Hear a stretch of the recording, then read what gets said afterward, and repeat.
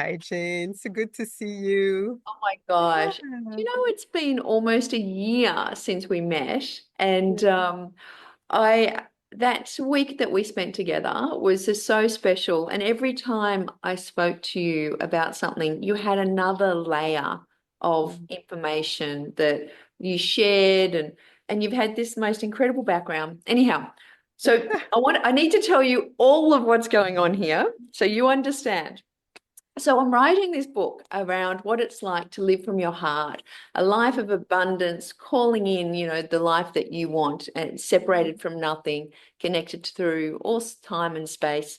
And I'm running experiments and I'm speaking to amazing people who have been through that kind of awareness stage, maybe in a corporate career where something wasn't right and they stepped out of it. They're in the awakened stage and which is me awakened in Bali, awakened stage where they're bringing in this abundance in life and then they activate it. And you essentially have so much information in all of these stages, but I'm right at the research part of the kind of that kind of awareness stage. And so I'm just so grateful. Like, let me just say the things that you've done, and, being on Oprah's Power list of women in Africa and, acting CEO in different elements of the General Electric business in Africa.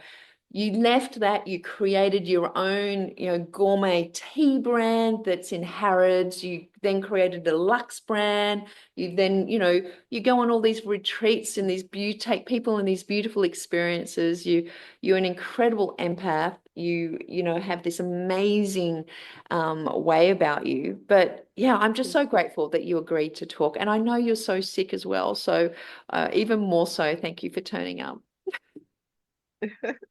Thank you so much. So, Yeah. Swaty, so this is the thing that I'm trying to kind of work out here.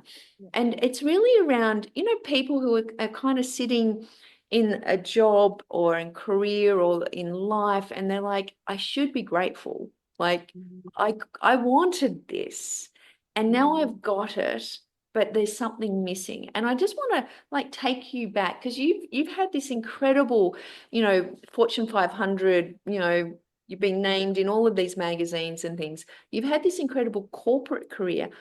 What kind of was the awareness and how did you experience that? Well, I mean, I think the first thing is to have grace for yourself and to acknowledge that we're not a one monolithic, being. Yeah. And actually, our beingness is just a multitudes of actually beingness. And I think if we have grace in recognizing that, we can like something and the contrary, we can be something and the contrary, and we can want something and want the contrary. And I think, this idea of paradox and mystery, are we able to live in that paradox and mystery and the recognition that we're actually um, a full spectrum of different beingness? And I Mm. think if we accept that, then I think we're not so hard on the choices we make and the changes also we make, and our wants and needs that change also over time, and our desires. We have more grace into that. Versus, I wanted this and I've worked for this and I've achieved this. And once I got it, well, I want something else. Well, yeah. So, That's life, so, right? yeah, I think we it's interesting. We live in a world where we're always trying to simplify everything. We're trying to simplify the human being. And we're trying to simplify even concept and ideas and dynamics that are happening in the world. We're in this age of polarization, so everything has to be dual. It has to be black or white, A or B, yes or no. And we have a hard time living in these spaces of in between. And so life is actually an in between. Everything is an in between. Life is not yes or a no, or an A or a B, or a black or a white. It is that in between. And in trying to fit ourselves into these boxes, then we create these tensions. And Yeah. so, what if we're able to live in the in between, in these spaces that don't have necessarily a clear yes and a no? And it doesn't mean that you're indecisive or so, but it allows a surrendering um of the present, of you in the present, of who you are in that moment, and having that clarity to be able even to express, this is the person I am in this moment, but I may be a different person in another moment, and that is okay, because that's how the world is. Um, and I mean, the polarization, of course, it stems from this idea of control, but we don't control anything. And so, we spend our lives trying to simplify so we can have boxes, so we can have certainties and certitudes and control. But I mean, it's just all an illusion. So what if we surrender? And again, we live into these in-between spaces, then we can get to what maybe some consider the top of, your corporate game, of your career, and then decide, well, you know what, I want something else. And it's not that you've become crazy, but it's just because you're honoring where you are in each moment. And So that is the most important. can I just come back to, so it sounds to me a lot of it is around giving yourself permission just to be in the moment and see what sits with you. And you talked about grace, which is kind of like the past is over and not having to predict the future. It's just being in that awareness that, and it sounds like, I think there's the book, The Surrender Experiment, right? It's about being in that moment of between the breath coming in and the breath going out. There's nothing. And because there's nothing, is you're saying that's kind of where the truth is. Yeah. Yeah. And I mean, I think what happens if we let go of needing to know? Mm, What happens? Who are we in that, um, you know, relinquishing the framing, the boxes, the you know, processes, yeah. to really be in full attunement with what life wants to be and who we are. And I think it's a process of self-mastery. I would say, more than anything, more than giving yourself permission, it's a process of knowing thyself. Because Mm, that's really the most important pursuit. Because if you don't know who you are, well, you'll always go chasing after things that are not fulfilling your soul. And so, actually, before anything, the most important and at any point of time is one, know thyself, but also being in that process of, again, part of that is self-mastery. And I think once you know yourself, there's not even a question of giving yourself permission or not, yeah. because you are just who you are. You're just you in every moment because But you're that's scary, right? anchored in that.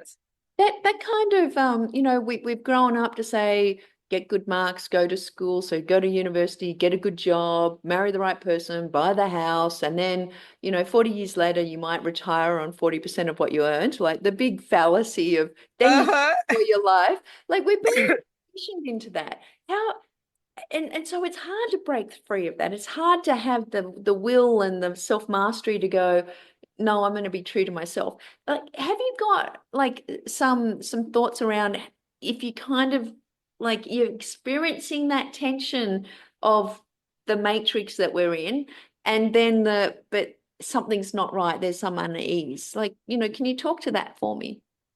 Well, I think, there's not, life is also a continuum. So as you are doing these things that we may label as conditioning, that doesn't stop from getting to know yourself, because, like you sit with little children, they're always pushing to the edge to see, how far can I push mommy?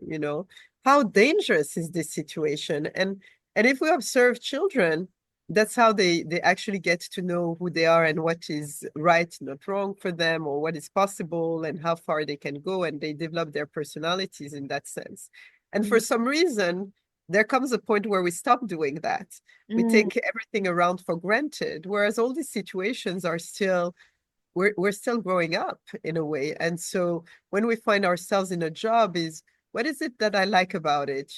Is it something that is really true to my deepest longing? So it's asking those questions. So I would say we need to continue asking the questions, and that would be my uh and just have that awareness of um, listening to the information and then taking that information and and saying, where am I now? You know, what's happening now? Where am I now? So, so let me go back to, like, you obviously had quite a very successful corporate career, and, you know, obviously you went to school and university. Did you have a sense of spirit and self, like, was that encouraged as a child?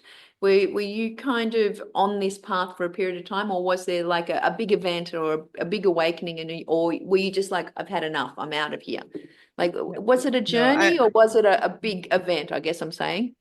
well, I'm very fortunate. Actually, I was raised by parents who are very aware and so very in tune with this question. So, you know, I take no credit for that. I think that I grew up in an environment where you had to know yourself, and that was what was important, and we're back How to did they that. do that? How did they do that? Like, what's that environment look like?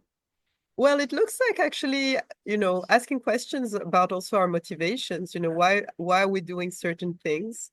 Okay. Um, and it would look like, I'll give an example.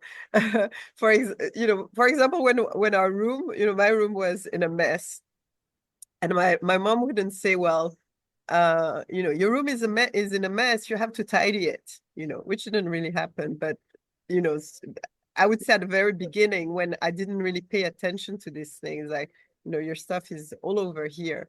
And the question she would actually suggest is that your environment, she would say your environment is the reflection of your inner.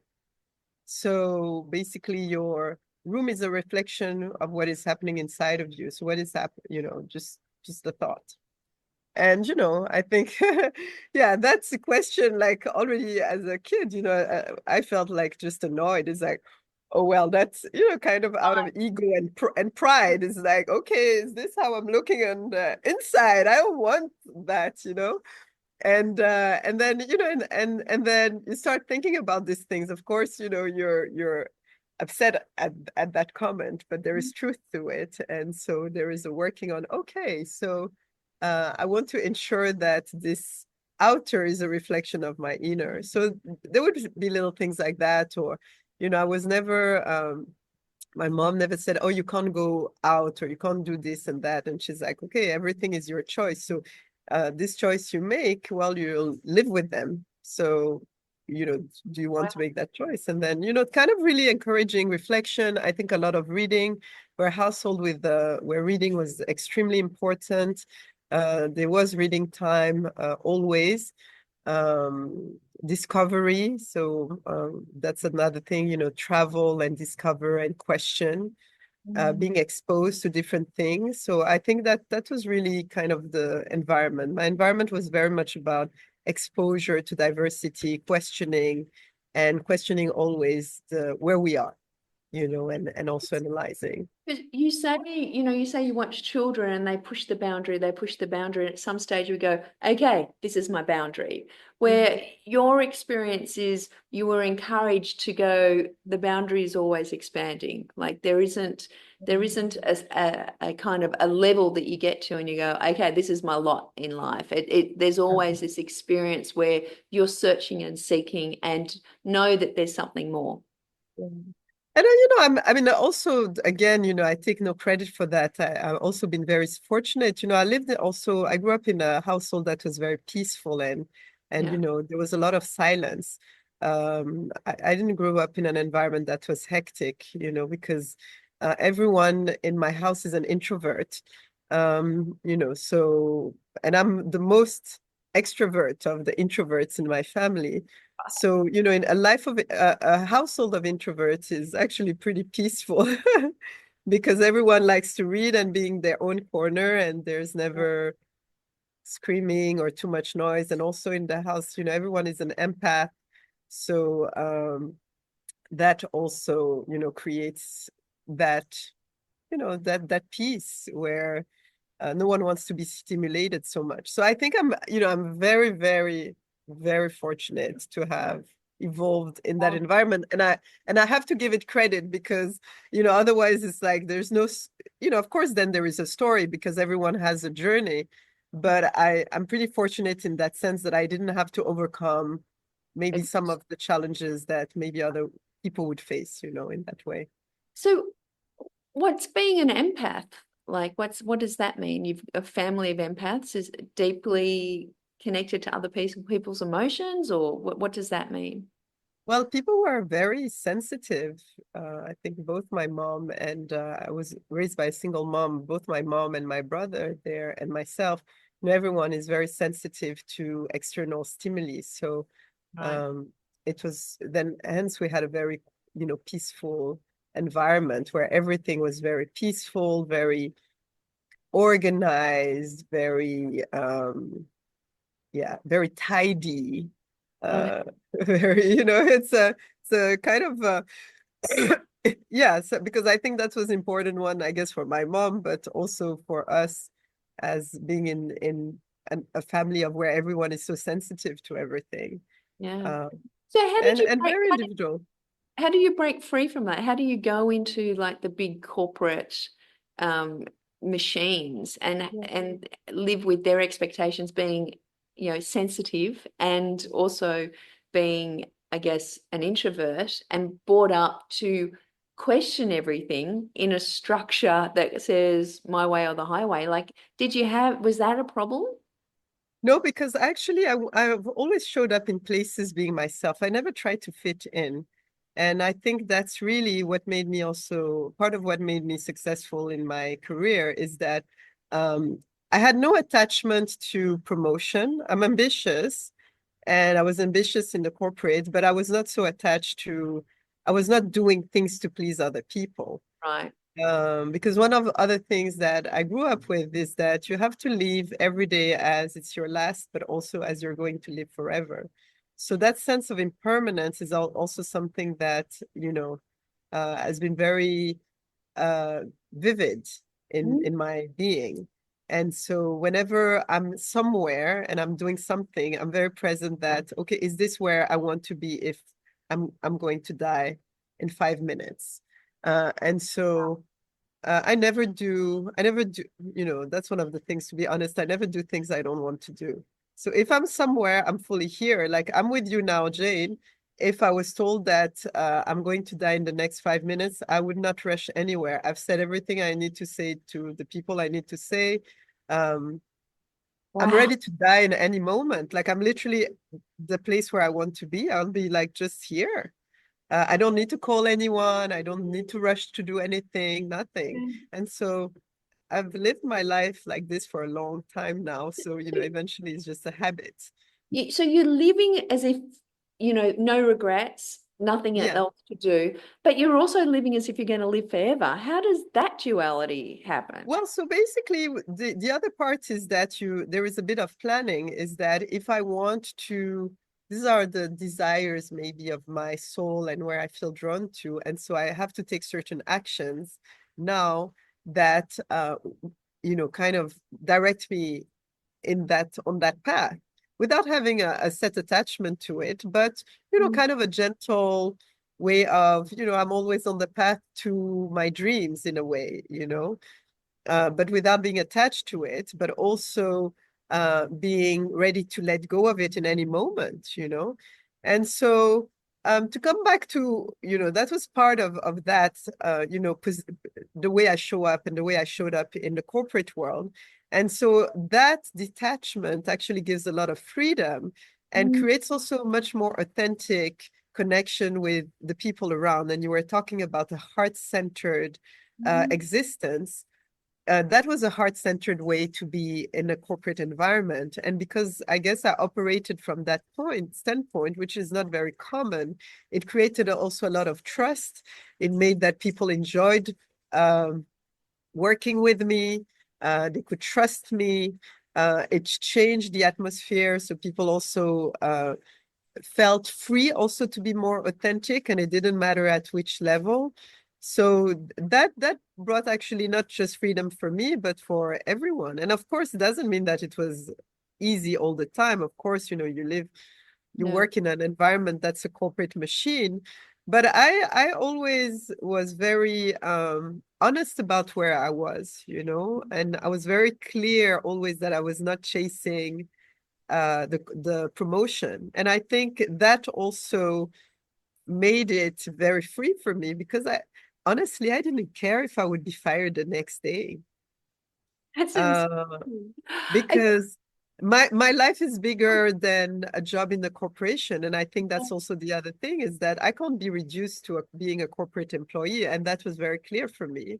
So being in a corporate job was just, I was doing it because I enjoyed it. I mean, like, seriously, I loved every minute at G. I had the best time of my life. I mean, it was tough. I worked a lot, Yeah. but it was so much fun.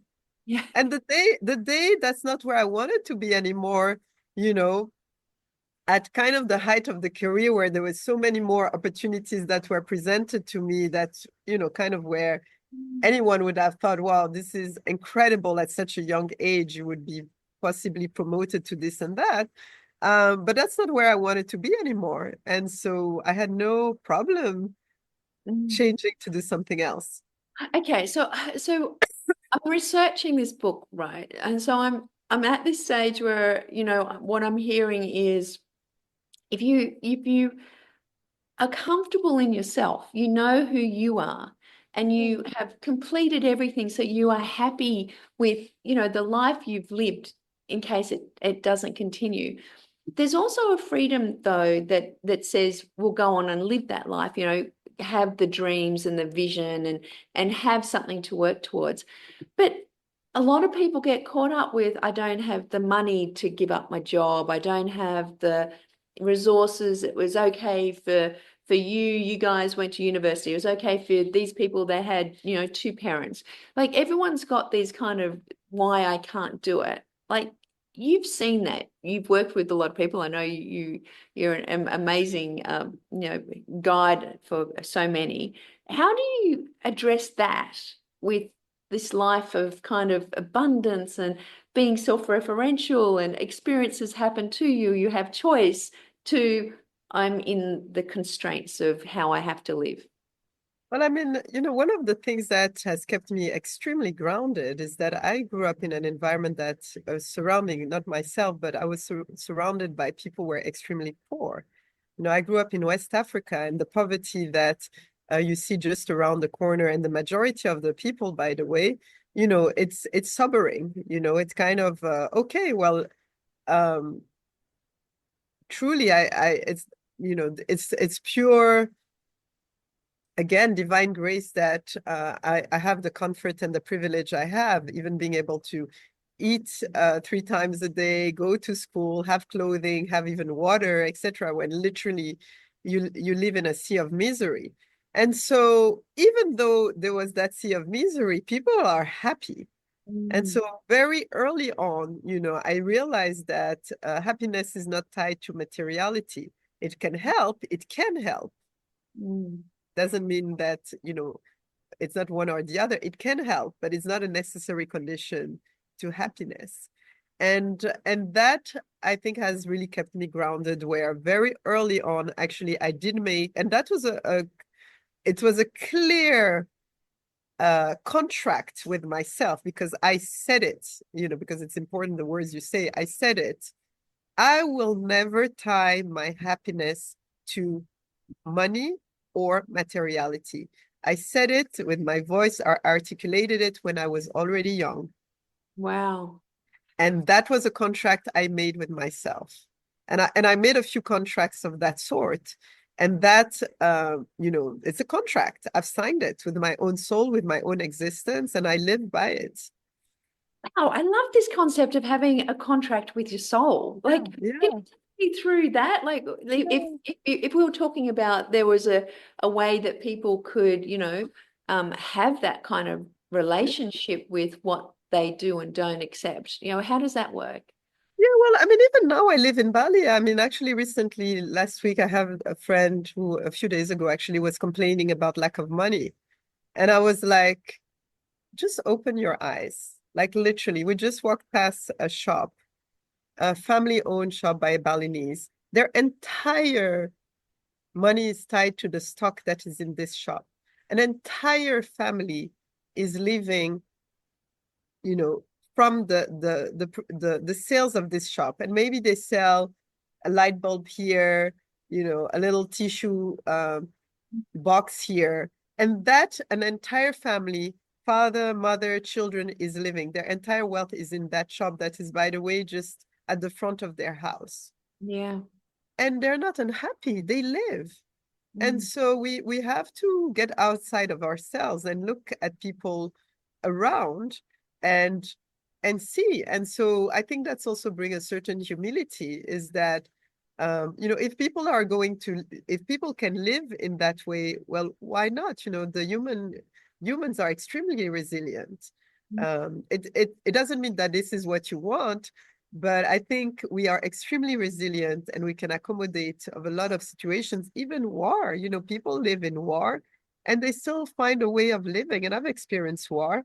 So I think also once you have these experiences, you're not so attached to materiality. Yes, I have a beautiful home. I enjoy it. But if I didn't have it, I'll be also very happy because I didn't have it all my life either. So Mm. whatever I get, I'm happy. If I don't, I'm happy. My joy is not tied to materiality. So this concept of a contract with the soul, how would I Yeah. go about doing that? Well, I mean, I think for me, I don't know how one would go, but I think the one thing I did, and that was also something I was conscious very young, experiencing war at a young age, I really question, why is it that we still have wars?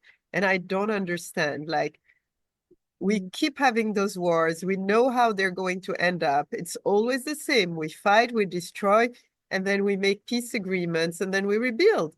Why is it in the first place that we have to go all the way to having the wars destroy everything before we can discuss? And that was my experience. I experienced war. I was already 2 years old, and then it went on. West Africa was very unstable like that. And so one contract I made with myself is that I would learn from history. Right. And so that was the first thing. And then from that is learning. And when I say history, is not just the, history in terms of events, but also history in terms of the wisdoms that have been passed on. And so I've been very interested in wisdom from a very young age, and most of my life to this day is, what are those wisdoms that have been passed on and that I need to learn from, so I don't repeat unnecessarily the errors of some of Yeah. forefathers, or what creates that society. And I used to pray, actually. I thought I always thought I liked wisdom, and I used to pray God every day, God, please give me wisdom, give me wisdom, give me wisdom. When am I going to become wise? That's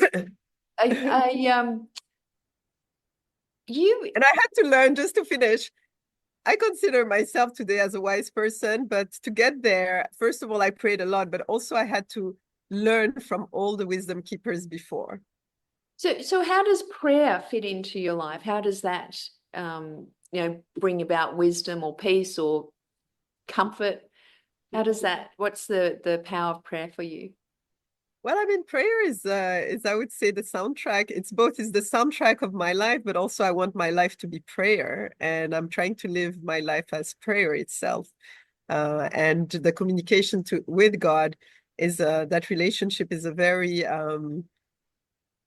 unfiltered. Is a constant presence, and it's hey, what's up today? What's Is it going important, on? is it important for people, do you think, to have a belief system or a belief of something higher that they have that relationship with? Well, I mean, I don't know. I personally, I couldn't live without God. Actually, yesterday I was telling my spiritual director, I was saying, if I didn't have faith in God, I just could simply not live. I didn't have that belief early on, but I really started being anchored to that belief in my early 20s, when I think the big questions started to happen. Mm.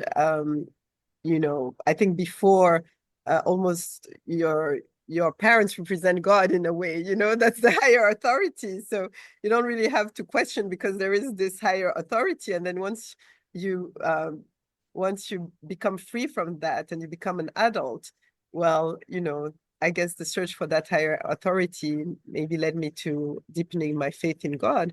But yeah, and I think, to come back to your question on contract. So I think people just, it's probably an idea of what are some of the things that are important for you, and that you believe maybe, I mean, make a happy life. I think we have to be clear about that.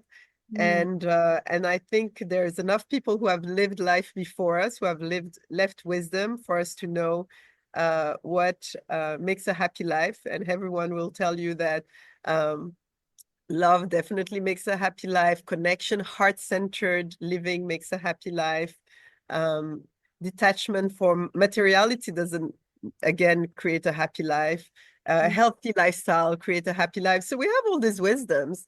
And mm. then which ones are we contracting with ourselves that we want to live? And, sometimes it's not going to be perfect every day, but at least if we know we have a contract, we try to abide by that as much as possible. And eventually it becomes a lifestyle. And eventually you lead that happy life. Yeah. I And then love that that. happy life for me included God at some point, where I made a contract with myself when I was 21 and now I'm 47, that God would be the most important thing in my life. And that was a contract that I made with my soul. Because it's interesting, isn't it? Because we started off talking about the space, like the space from the past and the future, like that space. And it strikes me that some of the most wise people that I've spoken to, or people who just feel, you kind of talk to people and you're like, they got their stuff together. Like they're good. Like, Mhm. they're grounded, they're not Yeah. looking for other people's opinions or anything. They're comfortable in their own skin. They seem to have this I don't know what it is. They just have this inner knowing. And I always wonder, like, is it meditation? Is it the awareness of being an observer rather than in it? Things happen through me, not to me, all of those kind of things. And it strikes me that prayer is one of those kind of mechanisms as well, where you create the space. Is Yeah. that something that you identify with? Yeah, and I think the other practice that I find very useful is actually to run the scenario all the way to the end.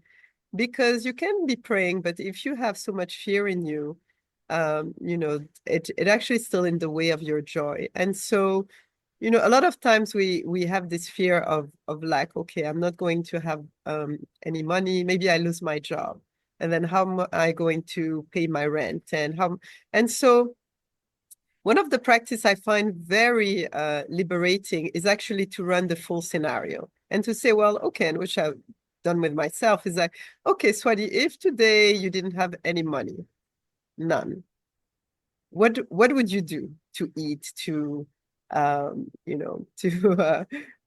a shelter or whatever? And so I run the scenario, and at the end, the scenario is not bad. There's always an option. The And so fear of one what you don't know is worse than knowing. Exactly, because what happens is that we don't run the full scenario. We just stop at the beginning. It's like, wow, if I lose my job, I won't be able to pay my rent and my kids' schools and all. And we stop there. Mm, Now, run the full scenario. Okay, that is happening now. What will you do? It's yeah. just a scenario. It doesn't mean that, but what will you do?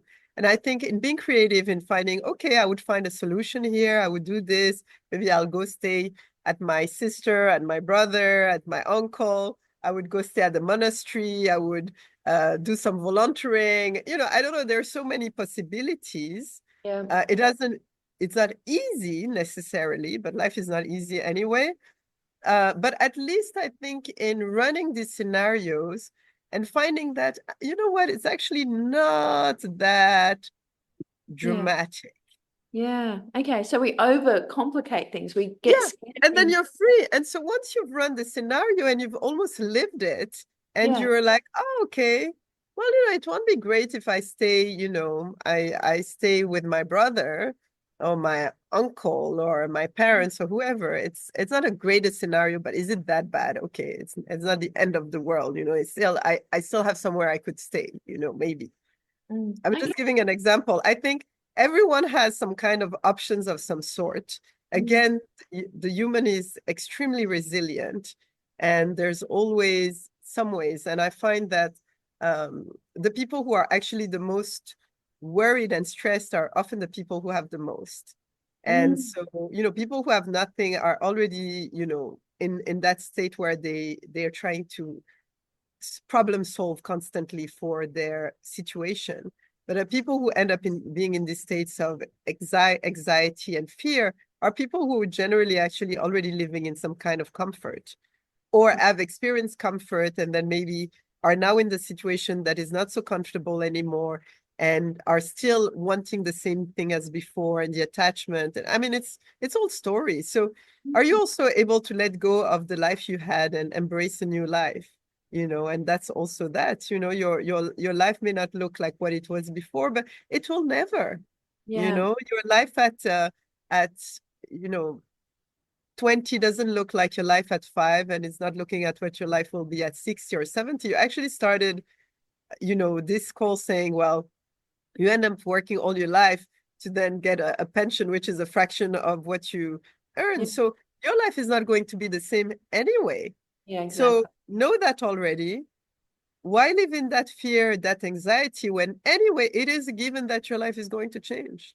Yeah, I love that. Well, I want to come back to what you talked about wisdom, because as a wise woman, I know last time we spoke, you were doing like two PhDs into faith kind of studies, and you have this relationship with God and prayer, but you seem to have a understanding of all faiths and spiritual kind of practices, etc.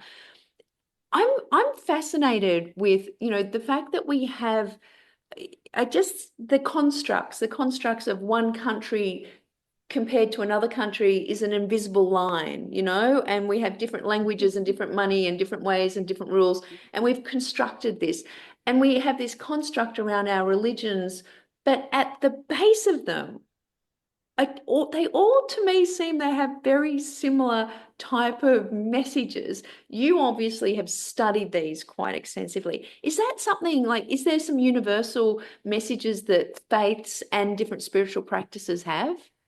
But I mean, the one thing first I find that's really fascinating is when you travel, the closer you get to the border, the people from one country are actually more similar to the people of the other country. So even within one country, there's no such thing as again that monolithic. So it's just again just an idea. Because if you're at the frontier between Germany and France, actually the French who are at that frontier are much more like German than they are like French. And so it's like colors, like watercolors, where the color Yeah. is very strong, and The as you go, it just transparency. fades.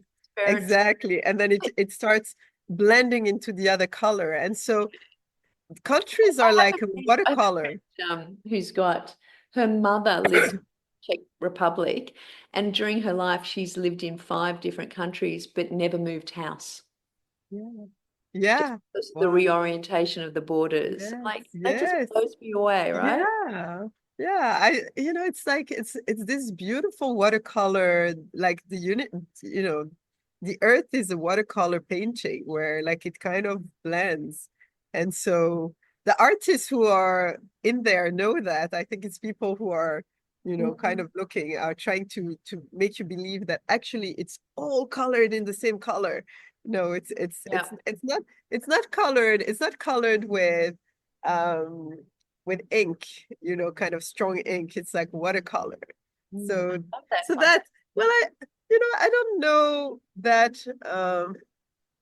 I want to reduce. I think in my search and in my studies, I was not really looking at one universal truth. Mhm. Um, because I don't know that even I'm so attached to the concept of truth. I don't have a position yet on that. I don't know if truth exists. I don't know. Tell me So what do you mean by that? Or what's yeah, your definition of truth? You haven't found it, but what's your definition? Is the truth like the Holy Grail? You find this thing and angels I don't sing, or know. is truth just this gentle being? Yeah, I don't know if there is one truth. I'm still investigating this question. I know that some things are true for me in a moment. I don't know yet if there are things that are true all the time. I don't know. Okay, Um, so let's zoom out then. And you've studied a lot of religions. yeah. Why have you done that? Like, what has been, is that just been, I can learn from history and see where things are going, or is it a genuine kind of, how are they different? How are they similar? Like, why have you studied so much around this Well, I area? mean, mm, I'm from a very mixed background, and I have a mother who's French, Guinean, and Ivorian, so French and West Africa, and a father who's African American, but also with some German heritage. And so all these have been very alive in me. Mm. And so, of course, it creates a being that's a bit different, especially if you live in an environment where people tend to come from one culture. And so I was always fascinated by diversity because I live diversity within myself. Right. And so I was very curious about diversity, and I observed, especially at a young age in school, that other kids are not necessarily kind with things that are different, with kids who are different. And so I was always drawn to the people, the kids were like, no one wanted to talk to them because they were different. Maybe they were shy, or they were, yeah. I can see that you would be that way too. Yeah. I Yeah. always I always had the friends that sat by themselves. Why are they sitting by themselves? And someone, Yeah. they smell, and it was like, because it was the only Greek child and she ate Yeah. olives, and no one had olives in the 70s. And I was like, oh, I don't think she smells. Like, Yeah. it just fascinated me. I would hate people being alone. I hadn't Yeah. no concept of the fact that some people like being alone, but Yeah. which has been something only in later life they've learned. But yeah, that idea of the difference and Yeah. how kids can be so mean about it. That is Yeah. quite striking. Yeah. And so that's been something I've been very always extremely sensitive to, like diversity. And for that also, I never liked groups because I never liked things that would try to annihilate someone's expression of their diverse selves, because I wanted to express that. I wanted that freedom. And so I maybe felt that I wanted that for everyone, for everyone to be able just to be. And so in that, I would say my first interest was into understanding humans, philosophy, psychology, diversity. And then of course, people fight so much for religions. I guess with my own affinity for things of a spiritual nature, I was very interested in why do we create so much, yeah, disharmony? So, why there's just so much argument with people who are supposedly believing in something that's so incredible and expensive and beautiful. And so that started, also that journey, but also in my search for wisdom and understanding what brings happiness, how I can live the most free, empowered, and happy life. I also went to search it in the different faiths, and each time I would discover some incredible things. I think that excited me more to go and dig deeper and deeper. Oh, what are the Kabbalists saying? What are the Jews saying? What are the Sufis and the Muslims and the Hindus and the Jains and the Baha'i, and all of these multitudes. And within each one, so much diversity. But I find there's just a lot of wisdom that you find in religions in general. And so that's where, I guess my search like took me. There's also a lot of dogma, which, I'm very resistant to dogma. Yeah. But yeah, I think that's been the interest. So from that, literally from diversity acceptance to, of Mm, course, social justice. I'm very also interested in issues around race and not just religion, but everything that mm. that otherness. The definitions that people put Yeah. that create And so that. that's why in a way I'm reluctant to Yeah. settle even to a definition of truth, because we Yeah. end up fighting so You much keep around. searching, right? Your boundaries keep moving. Yeah. And so if truth is not something that I actually need to settle, that, can I live again? It's for me, it's always that. Can I live in the mystery and the paradox and the unknowing? And Yeah. and that's always the thing. It's okay not to know. It is okay not to. So tell me this then. How do we orientate ourselves to the vision or the dream life or what we want to create? Like there is a paradox, right? Of letting go, not needing to know, but still I want to have, a beautiful relationship with an amazing man and have beautiful children that I have great relationships with and live in a comfortable home and travel every now and then or whatever it is. How do we define what we want but live here without attachment to it? Like, have you got some thoughts on that? Well, I mean, my answer, may not be really the answer, but I think very like in my 20s, my prayer has been, God, thy will, not mine. And so that's really what I'm trying to do every day. So you don't To mind what happens. Like you have no and attachment. and when I have an attachment, I actually fight the attachment. Wow. So I spend more energy actually dealing with my desires than working towards my desires. So So what's the it's a shift it's an energetic shift. So I'm not, so let's say you were taking the example, I want a beautiful home. Instead of my energy going into, I'm going to put all my energy into visualizing this home and working with this home. I'm working my energy towards, I don't want a beautiful home. I don't want to have any wants. And that's where my energy goes. so how does that work? How does that draw that to you? Well, I mean, the thing is, again, I trust that the life, and that's also my experience, not just my trust, the life that I have is bigger than anything I would have dreamed of. So Mm, my dreams are always smaller than what actually is possible for me. And in trying I to see. to work towards Find these something dreams, I'm small. actually limiting myself. And so what I want to do is actually not get in the way. So my work is to not get in the way of the life that the incredible, beautiful, incredible life that would never imagine is possible. And I don't even know what that life is. And so I have to get out of the way of that, of imagining things, because then I start manifesting things, and then they're always smaller. Then what And is so people, and this is what also you find people get dissatisfied, because the human spirit is very strong. So as we start manifesting things, well, we get the home, we get the husband or the wife, we get the kids, and then we're unhappy. It's because you ended up manifesting your smallest dream, because the God who's created this world, I mean, listen, the world that we see could not come out of a human mind. I mean, we are actually spending our time destroying it.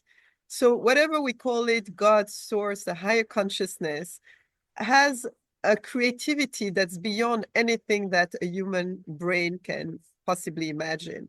And so I want to defer to that brain to imagine my life, not mm. not my own brain. Oh, so this is really exciting because so what I'm hearing here is if you open yourself up to your highest consciousness and have a sense of not needing to know and letting go of what's possible, but knowing that you want to be happy and it's the experience of the happiness, how that manifests isn't the doodads or the things that could turn up because as a human consciousness whatever we can imagine is actually so small compared to the potential of what could be created for us. So it's letting go. Yeah, I could never, I mean, I feel so blessed. I could never imagine the life I've had and the life I have. It could never come out of my own brain. The only thing though I'm committed to is trying to show up the best way possible at every point of time. Meaning, I'm not lazy. I'm doing the work that I need to do. Uh, as I said, I'm trying to stay on the path. I'm trying to work on myself, trying to be a better person every day. I'm doing the work and it's not easy, and that is enough work. And so it's a shift of energy. Instead of putting my energy into trying to manifest the future, I'm putting my energy in trying to Let go. become a better person, Yeah. surrender more, being more in alignment. And then the rest, that takes already a lot of time. And so, but I want to do that work. And so I let God or, source or whatever we call it, I'll call it God because, that's the word I use to manage the rest. And that's what I say is like, God, I'm doing my work. And that requires, I mean, to do inner work is a lot of work. And And that's so, mastery that you talked about. yeah, and I that's where I want to put my energy. Because if you're so focused on doing the outer work, you're not doing the inner work. And Mm, then you find yourself, at 50, 60 or whatever age, now it's even younger because people get depleted much sooner. And they're just like, wow, I feel lost mm, because now I've manifested all these things, but I'm unhealthy, I'm burnout, I've lost connection with life, with everything, and I should be happy. And anyway, everyone has a different journey, mm, but my journey was learn, again, like what are the elders saying? And so very quickly was like, okay, it is very clear that if you follow a spiritual path in a very dedicated way, that that can lead or that leads, to some kind of inner freedom and peace. And I could witness it because I spent a lot of time in monasteries, and I was very fortunate to, of all kinds, of meet people who are so joyful and content and peaceful. And that's what I've been looking for. And these are people who have made vows of celibacy, um, poverty and all of that. And still, they exude a peace that when people are burned out, they go to the monastery to go and experience that. And so if you already know that, so that should be my work. That's what I should aim for. Like yesterday, my spiritual director, after I was expressing all these things, she was like, "What do you want me to pray for you?" And I said, I just want you to pray for me to get more out of the way, mm, because anything that is creating even this flu-ish condition is me being in a way. mm. Um, and so I take everything as where are those places where I'm still in the way?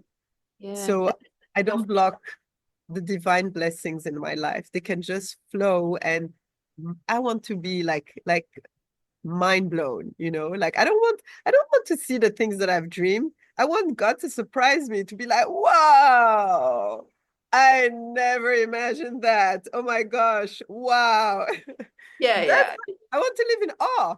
I don't Yeah. want to live in, oh, I've worked so hard and I did what I said I would do. No, I I want to got be the blown great away, car. to be like, okay, cheeky God, wow, you blew my mind. I love this relationship you have with God, this cheekiness and this kind of, chatting. And it makes me think having a spiritual director, we should all have a board of directors that we have on our team, but a spiritual director is a lovely addition.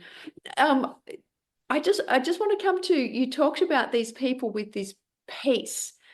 And two of the people I've interviewed recently both mentioned to me that they had been to India and they had met living saints. They had met people who had this ability to resurrect and transmute and create on a different level. Have you had that experience of there's people who walk amongst us that have, this other? Yeah, and there are many, and you find them in all faith. I've been on a very dedicated path, as I shared earlier, since I'm 21. That has been the priority of my life. Everything else, my corporate job, my entrepreneurial job, now my nonprofit and other activities are always been secondary. They were just part of the decor. They were never Mm, they were never the goal. And so in that, yes, I've just encountered the most extraordinary people, and keep encountering them. There's really extraordinary people, and they're not on social media or anywhere. You have to go and find them where they are, and you're just, fully immersed in their peace and wisdom and contentment. mm, And that's really for me everyone's defines success differently, but for me that's really, where I aspire. mm, Whether I'll reach it, who knows? It doesn't really matter, but at least I'm walking the journey. I'm doing the best I can. Oh, Swathi, I have to say, I've got goosebumps. I'm sitting here and I'm thinking, that what we've talked about, like the letting go of the need to know, the being present, living life as if it's their last minutes, but still having this orientation of going, there's awe and wonder, and I'm not going to limit what that experience could be by my own human, brain. Um, and also that sense of not being constrained by whatever those boundaries are, always having that, some people call it growth mindset, or maybe it's spirit mindset, and having the soul contracts with yourself that's is this kind of like the not negotiables. This is my orientation of how I want to turn up. And we're all after happiness. And I spoke to this lady the other day and she said she'd visited this orphanage and she said, why are these children so happy? And he said, because they're living in the moment and they're playing and this is what they've known. And this is them turning up fully. And so like you say, the living this life of abundance isn't the money. It's really an abundance of spirit and soul and connection and how you can turn out the best. So you've inspired me. I've got a whole new chapter of my book. And I'm sorry I was a little bit tired and all, but I guess it is part of what it is as well. I actually love in that way showing up also I in really appreciate you showing it because where we are, I know it's you're it's sick. meeting each other Yeah. in it was beautiful. First of all, I love that we're here on Ash Wednesday and that we're Okay. having this time together. Yeah. I love the showing up in a different way and being letting go of all these stories, Mm. and just being present to what wants to be. So, So, yeah. but anyhow, well, look, thank you so much, Swathi. I just so appreciate. My mind is boggling with the kind of experiments of these soul contracts and letting go of the need to know and happiness and being yourself. So I'm gonna play with this and with the community. And yeah, I'm so grateful that you turned up.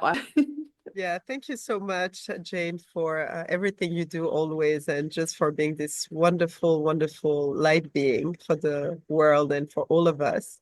And yeah, I'm looking forward. And I think more than happiness, actually, I should say that what I'm looking for is harmony. Yeah. Oh, lovely. Harmony versus happiness. Oh, and it That's the comes back to the pursuit. diversity too, doesn't it? One of the nicest things, I think you told me probably the nicest compliment I have ever had in my entire life. And you said something like, when I met you, you gave me faith again in humanity. Mm, And I was like, for someone to see you mm, so yeah. transparently and see something above and beyond what you see in yourself, like I really have to thank you because It's it true. was amazing. I was just like, Yeah. who is this person? Yeah. No, it's And true. You came at a time, definitely. Now that you're saying that, I remember you literally came at a time where, I was not, maybe, I needed new eyes, but I think just to see you, the beauty of you, the generosity, just the light, and I mean, just everything you exude was like, wow, okay. Yeah, it did reignite that. And it's true. I thank you for that. well, Because you I think just came it at the might have perfect time. well, I think it might have become my soul contract because I thought if I could turn up like that every day, you never know who you can influence and inspire. So I appreciate you, putting light onto that. So Yeah. once again, Thank you. Thank you, everyone. And thank you, Jane. Bless you. bless you too. Bye. Bye.